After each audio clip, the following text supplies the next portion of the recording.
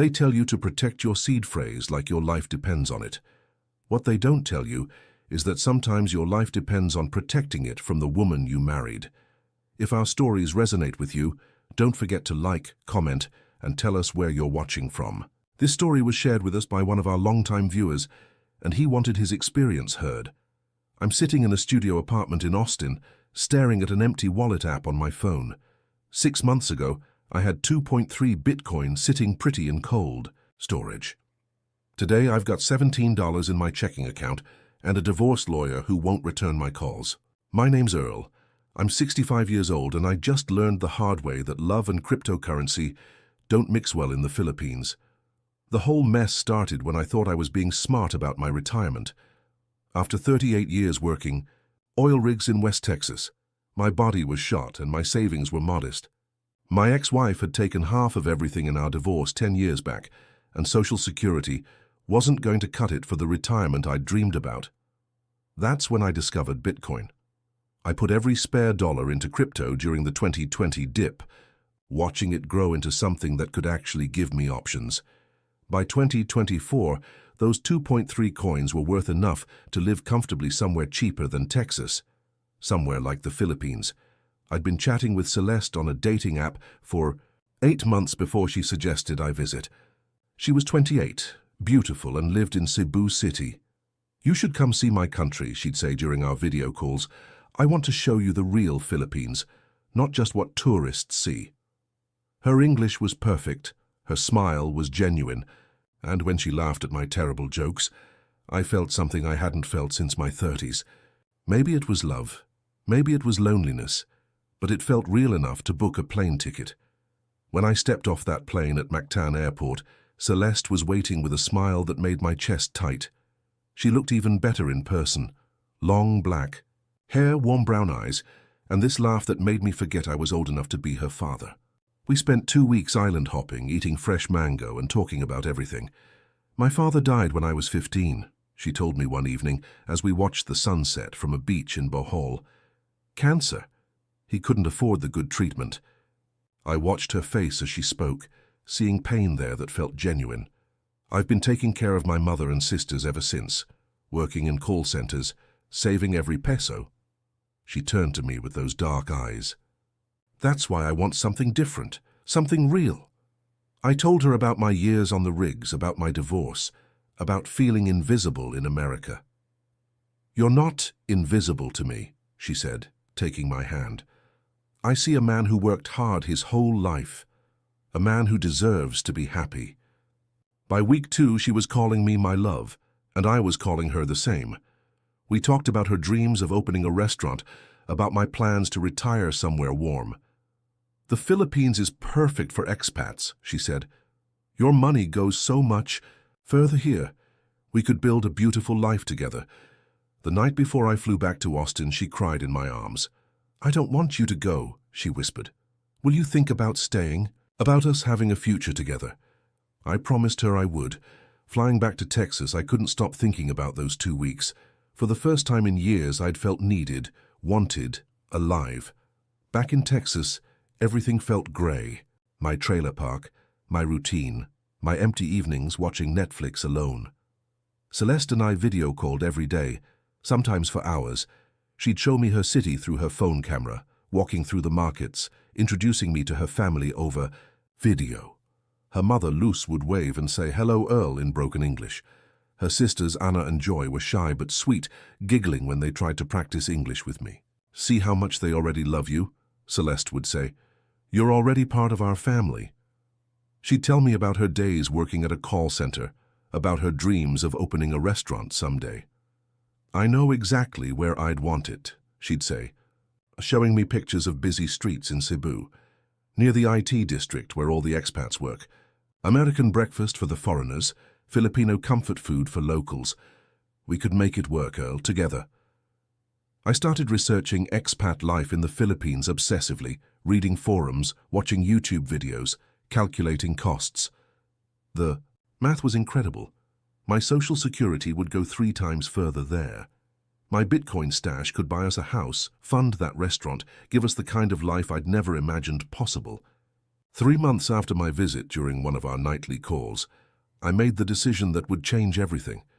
"Celeste," I said, my heart pounding, "I love you. I want to spend the rest of my life with you. Will you marry me?" She started crying, immediately happy tears streaming down her face.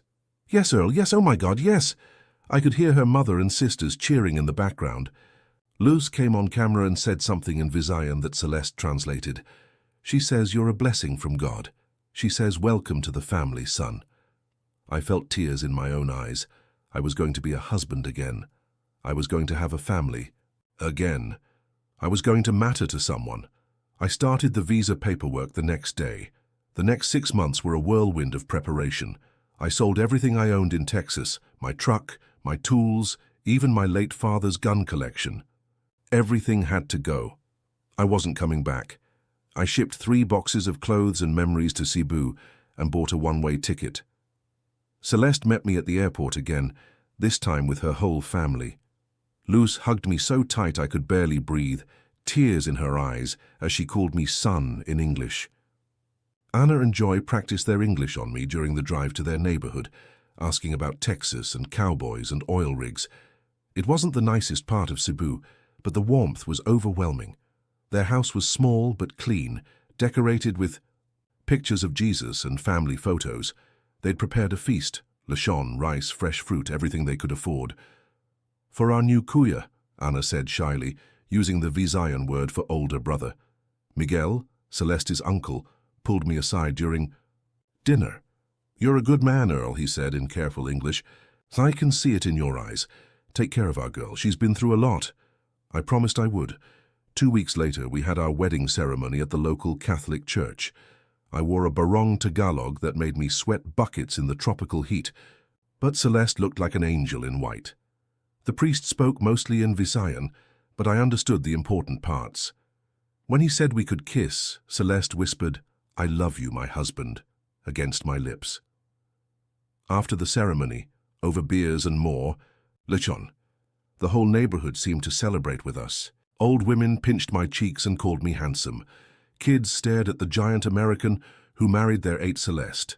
I felt like I belonged somewhere for the first time in decades. That night, lying in bed in our new apartment, our first home, together, Celeste curled up against my chest and whispered, "Now we can start our real life together, my love." The honeymoon phase lasted exactly 6 weeks.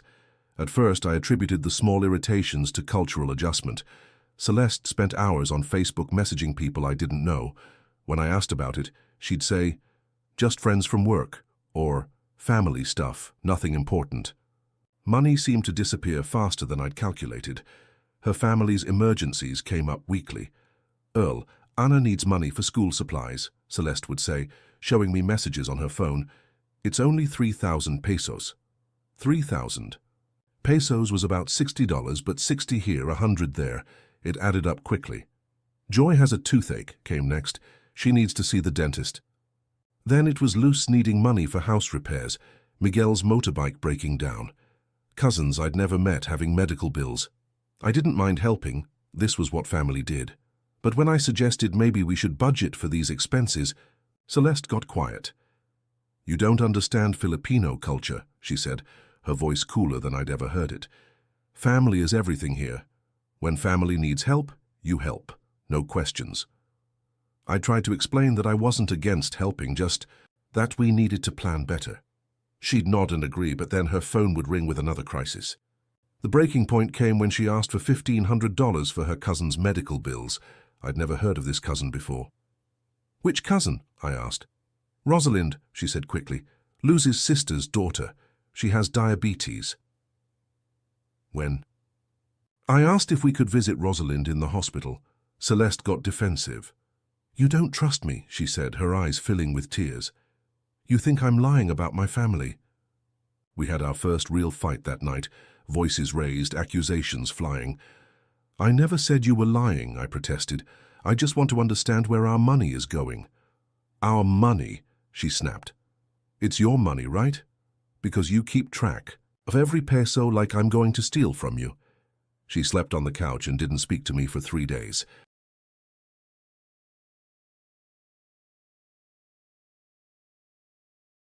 To smooth things over, I suggested we focus on the restaurant plan. It was supposed to be our shared dream, our future together. Celeste lit up immediately, all smiles and excitement again, like our fight had never happened. "Oh, Earl, yes, let's start looking at locations." We spent the next few weeks visiting potential spots around the city. She had so many ideas: serve American breakfast for homesick expats, Filipino comfort food for locals, maybe some fusion dishes that could bridge both worlds. "Imagine," she said, squeezing my hand as we stood in an empty space near the IT district.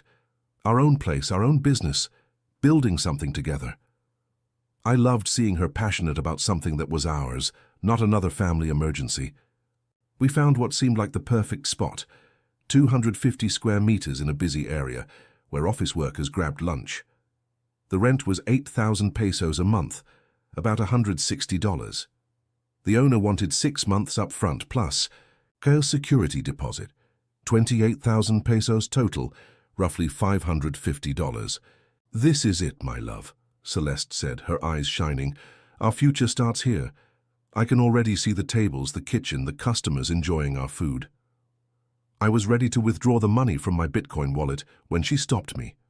"Wait," she said, her expression suddenly serious. "Before we do this, we need to talk about something important. Something I should have mentioned before." That evening she sat me down with tea and spoke more carefully than usual.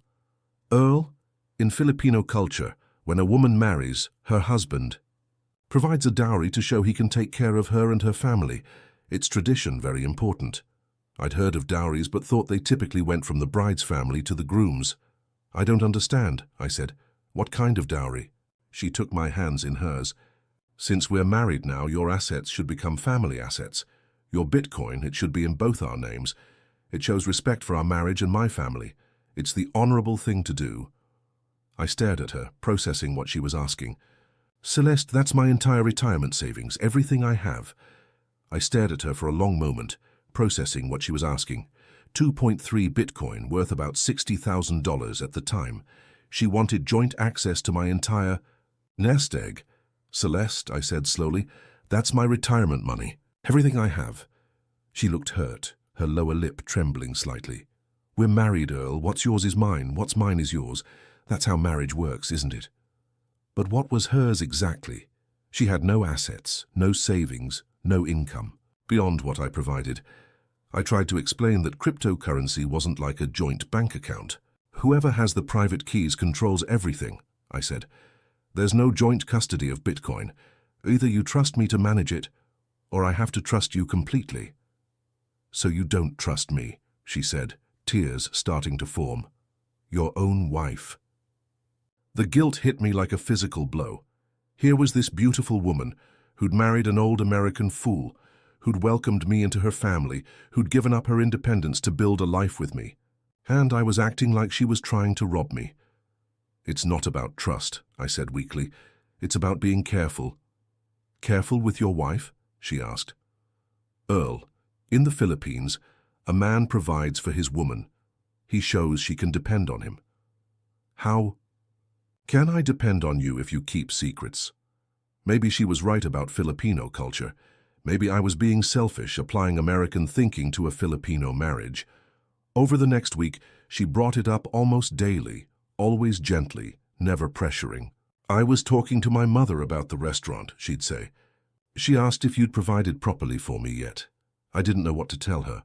Her Uncle Miguel made comments about American men who kept secrets from their wives. "A real man shares everything with his woman," he said over beers one evening. "No secrets, no separate money. That's how you build trust." The pressure was constant but subtle, and I began to feel like maybe I was being unreasonable. Finally, I proposed a compromise. I'd create a new wallet with half my Bitcoin, 1.15 coins, about $30,000, and give her the keys. The other half would stay in my personal wallet for emergencies. "That way we both have security," I explained. She seemed genuinely happy with this arrangement, kissing me when I agreed. "Thank you, my love. Now I feel like your real wife." We spent an afternoon setting up her Electrum wallet on her laptop. I transferred the coins while she watched, explaining how the private keys worked, how to check the balance, how to make transactions. When the transaction confirmed on the blockchain, she kissed me deeply. "Now we're really partners," she said. Things got weird after that, in ways I couldn't quite put my finger on. Celeste became secretive about her phone, stepping outside to take calls or switching to Visi, and when I walked into the room, when I asked who she was talking to, she'd say family or friends, nothing important, but her tone was always slightly defensive. The restaurant plan mysteriously stalled. Every location we'd previously loved suddenly had problems. Too expensive, bad location, wrong size. "Maybe we should wait," she'd say when I brought up moving forward. "Make sure we have enough capital." Meanwhile, her spending seemed to increase. New clothes appeared in her closet, expensive makeup on her vanity, jewelry I'd never seen before. When I asked about it, she had explanations. "Anna bought this for me," she'd say about a designer purse. "Early birthday gift."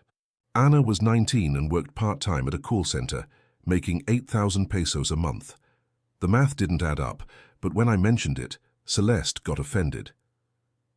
"Are you accusing my sister of lying?"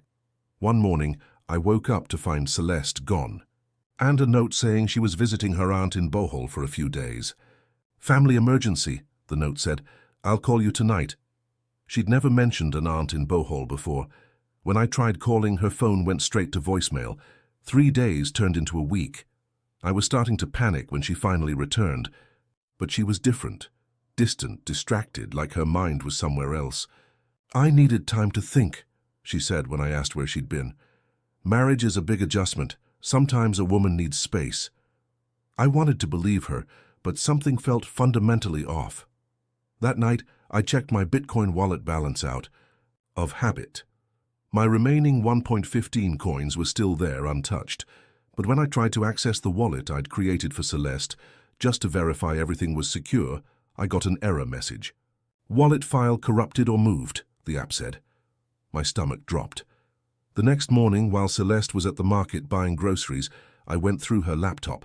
I felt terrible doing it, invading her privacy, acting like a suspicious husband. But I needed to understand what was happening. Her browser history told a story that made my blood run cold.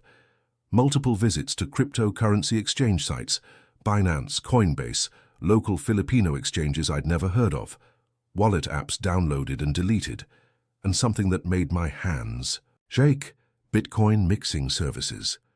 These were tools used to obscure the trail of cryptocurrency transactions, typically used by people who wanted to hide where their coins came from or where they were going.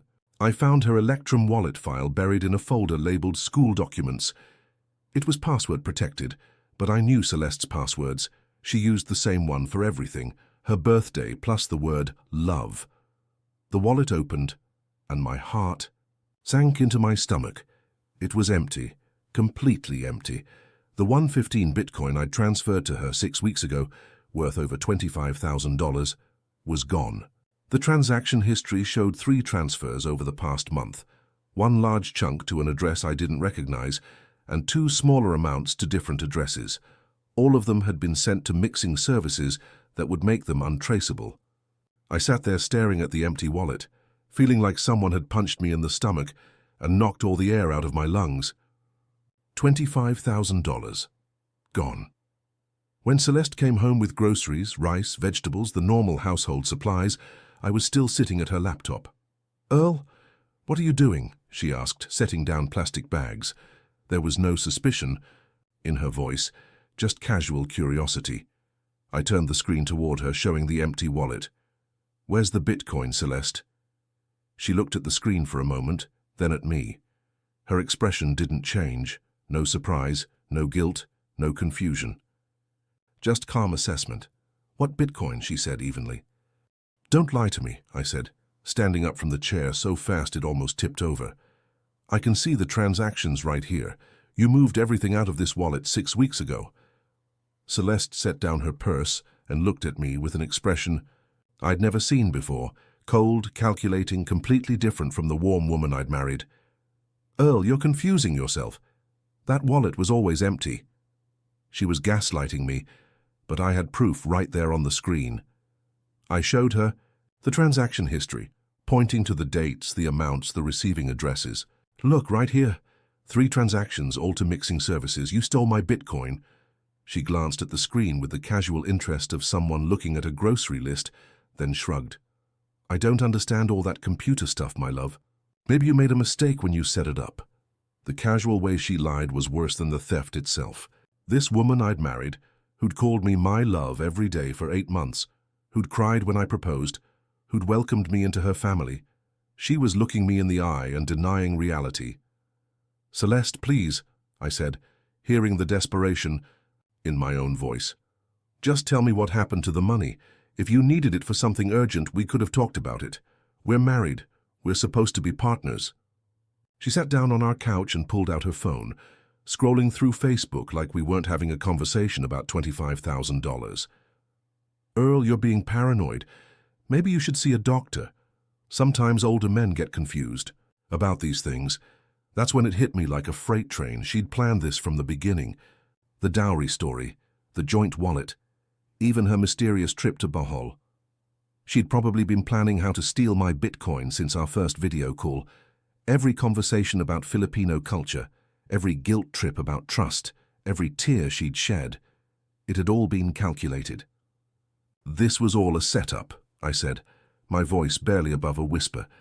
She looked up from her phone with fake concern. What was a setup, my love? You're scaring me. The marriage, everything. You never loved me. You just wanted my money. For the first time since I'd confronted her, her mask slipped. Just for a second I saw something else in her eyes, amusement, maybe even contempt. She smiled, just briefly, but I caught it. Earl, you're a nice man, but you're not very smart. Did you really think a woman like me would marry a man like you for love? Those words hit me like a physical blow. I staggered backward, suddenly feeling every one of my 65 years weighing on my shoulders. She was right. I had been stupid, foolish, desperate enough to believe that a beautiful 28-year-old woman had fallen in love with an aging oil worker from Texas who lived in a trailer park. The next few days were a blur of desperate phone calls and frantic internet research. I contacted the local police first, but the officer barely looked up from his paperwork. This is civil matter between husband and wife, he said in broken English. You give money to wife voluntarily, not theft. I reached out to the FBI's Internet Crime Division, spending hours on hold before speaking to an agent who explained that Bitcoin theft between married couples in foreign countries wasn't exactly their priority. You voluntarily transferred the cryptocurrency to your spouse, she said. That makes it very difficult to prosecute as theft. I hired a local lawyer who took 5,000 pesos up front and explained what I already suspected. Proving cryptocurrency theft without cooperation from the exchanges was nearly impossible, especially when the accused was my legal spouse, and I'd voluntarily given her access to the wallet. Philippines have no specific law for cryptocurrency theft, he said. Very hard to prosecute. Maybe you try civil court, but take many years, cost very much money. Meanwhile, Celeste acted like nothing had happened. She cooked my meals, slept in our bed, chatted with neighbors about the weather, like everything was perfectly normal. When I confronted her again, she stuck to her story with unwavering consistency. I don't know anything about any Bitcoin, Earl. You must have made a mistake. Maybe you got confused. The casual cruelty of it broke something fundamental inside me. I stopped eating regularly, stopped sleeping well. My hair seemed to turn grayer overnight. I'd catch myself staring at nothing for hours, trying to process how completely I'd been fooled. The worst part was the isolation. I was 8,000 miles from home, married to a woman who'd robbed me blind, with no real recourse and no one to turn to. My pride kept me from calling old friends back in Texas. How do you explain that you'd been completely played by someone you'd married? How do you admit to being that naive, that desperate, that stupid? After 2 months of living in this bizarre nightmare, I started planning my escape. I still had 1.15 Bitcoin in my personal wallet, about $26,000 at current. Prices, enough to get home and start over if I was very careful. The problem was getting out without Celeste knowing. If she suspected I was leaving, I was terrified she'd find a way to access my remaining Bitcoin too. Maybe she'd claim spousal rights or forge documents, or convince some corrupt official that she deserved half of everything. I couldn't take that risk. I pretended to accept the situation, stopped asking about the missing money, even started being affectionate again. It killed me inside, but I needed her to think she'd won completely. "You're right," I told her one morning over coffee. "I must have made a mistake with that wallet. I'm sorry for accusing you."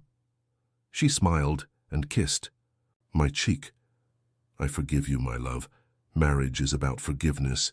Meanwhile, I quietly researched flights back to Austin and started moving small amounts of money into a new bank account she didn't know about. I used internet cafes across the city, created new email addresses, covered my digital tracks as carefully as I could. The hardest part was acting normal around her family. Lou still called me son and hugged me when I visited. Anna and Joy still practiced English with me, telling me about school and their dreams for the future. Miguel still treated me like a brother, sharing beers and stories about the old days. They had no idea what their daughter and sister had done to me, and I couldn't bring myself to tell them. Maybe they were part of the scam, maybe they weren't. I'd probably never know. 3 weeks into my escape plan, Celeste dropped another bombshell that nearly destroyed my resolve. "Earl," she said over dinner, practically glowing with excitement, "I have wonderful news. We're having a baby." I stared at her, my fork halfway to my mouth. "A baby?" "Yes. I took 3 tests to be sure. We're pregnant, my love. Our little family is growing." I looked at this woman who'd destroyed my trust and stolen my life savings, now claiming to be carrying my child. Was she really pregnant? Was this another manipulation? If she was pregnant, was it even mine? We'd been intimate regularly, but given everything else that had turned out to be a lie, I couldn't be sure of anything anymore. "Are you happy, Earl?" she asked, reaching across the table to take my hand. I looked into those dark eyes that had once made me feel young again. "I'm surprised," I managed to say. "We should see a doctor. Make sure everything's okay." The pregnancy test was positive. So was the ultrasound the following week at Cebu Doctor's Hospital. Celeste was definitely pregnant, about 6 weeks along based on the measurements. Whether the baby was mine was another question entirely, but looking at those grainy black and white images on the monitor, I felt something I hadn't expected. Hope. Maybe this changed everything. Maybe this was a sign that we could work things out. Maybe becoming parents would transform both of us, give us something real to build together. That hope lasted exactly 4 days. I came home early from a walk around the neighborhood to find Celeste on the phone, speaking rapidly in Visayan. When she saw me, she switched to English quickly. "Yes, okay, I'll call you later," she said, hanging up immediately. "Who was that?" I asked. "Just Anna," she said, but her tone was off. "Sister stuff." That night, I heard her making another call from the bathroom. I pressed my ear to the door and caught fragments of conversation. She was speaking English this time, talking to a man. "The old fool bought it completely," she said quietly. "Yeah. He thinks it's his baby. No, he won't leave now. He's too invested." My blood went cold. I stepped away from the door and sat on the edge of our bed, processing what I'd just heard. The pregnancy was real, but the baby wasn't mine. She was using this new lie to keep me trapped, to prevent me from leaving or pursuing the stolen Bitcoin. Of course, the timing made sense now. She'd gotten pregnant right around the time she'd emptied the wallet, probably as insurance against exactly what I was planning. The next morning, Celeste was extra loving, rubbing her barely visible belly and talking about baby names. "If it's a boy, maybe Earl Jr., she suggested sweetly. "If it's a girl, I was thinking Celeste Marie. What do you think, Daddy?" I wanted to vomit. Instead, I smiled and played along. "Those are beautiful names," I said. That evening, I activated my escape plan. I converted my remaining Bitcoin to cash through a local exchange, withdrew everything from our joint bank account, and booked a flight to Austin, leaving the next morning. I packed one small bag with essentials and left a note on the kitchen table. "I know about the baby's real. Father, I know you never loved me. I know about the Bitcoin. Don't try to contact me. Goodbye, Celeste." I was at McTan Airport by 6 a.m., 3 hours before my flight, paranoid that Celeste would discover my note and somehow try to stop me. Maybe call the police and claim I was stealing marital assets. Maybe show up with tears and pregnancy hormones. And somehow convince me to stay. Every minute felt like an hour. My phone buzzed constantly with calls and texts that I didn't answer. Finally, I powered it off and threw it in a trash can near the gate. Whatever she had to say, whatever lies, or manipulations or fake emergencies she wanted to try, I didn't want to hear any of it. The flight back to Austin was the longest 18 hours of my life. I kept replaying the last 10 months, looking for signs I'd missed, moments when I could have seen through her act. They were all there once I knew what to look for. The immediate. Talk about family money problems, the pressure for joint finances, the convenient cultural explanations for everything that benefited her, the way she disappeared to Bohol right after getting access to the Bitcoin, the mixing services, the fake pregnancy scare to keep me trapped. I'd been so lonely, so desperate to feel needed and wanted, that I'd ignored every red flag. When I landed at Austin Bergstrom, I felt like a completely different person than the one who'd left. Older, definitely. Poorer, absolutely. Maybe wiser, though that remained to be seen. I took a cab to a cheap motel near the airport and sat on the bed staring at the blank wall. I was back where I'd started a year ago, except now I was down. $40,000, and had a heart that felt like it had been put through a meat grinder. The next few weeks were rough. I found a studio apartment I could afford on what was left of my money, bought basic furniture from thrift stores, and tried to figure out how to rebuild some kind of life. Friends who knew I'd gotten married asked how my wife was doing when she was coming to visit if we were planning to have kids. I told them we were getting divorced and left it at that. The shame was too deep to share the whole story. How do you explain that you'd been that naive, that desperate, that stupid? 6 months later, I'm still in that studio apartment, still single, still angry at myself for being such a complete fool. But I've learned some things I needed to know, lessons that cost me $40,000 but might have saved my life. Love isn't supposed to come with immediate financial demands. Marriage isn't supposed to be about joint access to cryptocurrency wallets and dowry payments. And when someone shows you who they really are, through their actions, not their words, you should believe them the first time. I never heard from Celeste again after that morning at the airport. Sometimes I wonder if she had the baby, if she's moved on to scamming some other lonely American retiree who thinks he can buy love with Bitcoin. Part of me actually hopes she's happy, which probably makes me an even bigger fool than I already was. The Bitcoin I lost is gone forever. I've accepted that. Those coins are probably scattered across a dozen different wallets by now, laundered through mixing services and exchanges until they're completely untraceable. But I got something valuable in return. The knowledge that I'd rather be alone and authentic than coupled and deceived. I'd rather face loneliness honestly than live in a fantasy built on lies. I'm 65 years old, living on Social Security in a studio apartment in Austin, Texas. It's not the retirement I planned, not the golden years I dreamed about during all those years on the oil rigs. But it's honest, it's real, it's mine. Some nights I still think about those 2 weeks when I was genuinely happy, when I believed someone loved me enough to build a life together. Those feelings were real, even if everything else was fake. That has to count for something. They say there's no fool like an old fool, and they're probably right, but I'm done being foolish now. I've learned to protect my seed phrase, my heart, and what's left of my dignity. If loneliness is the price of keeping what remains of my self-respect and my savings, I'll pay it gladly.